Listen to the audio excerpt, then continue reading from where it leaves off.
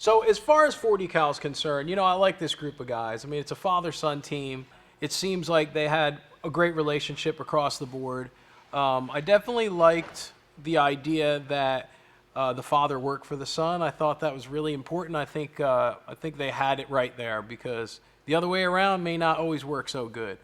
But all kidding aside, these guys, they had a vision for what they wanted to do, and they wanted to do the old school chopper style. And right out of gate, they started doing that single down tube frame, and they had some problems, and they shifted gears.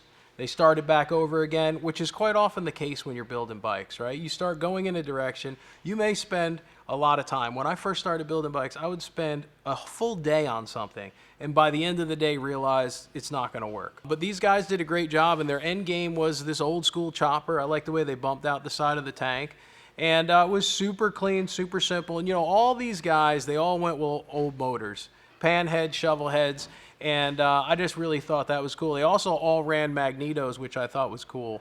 My father's early bike, he had this yellow bike that he ran a magneto on. And to me, it's kind of a cool aesthetic, and it has a throwback feel. I noticed the guy, Matt, kind of lost his temper. He was having a hard time fitting the rear wheel on. And very rarely does the bike go together the way it came apart. You send stuff out to paint, powder coat, and chrome, and clearances, you start to get clearance issues.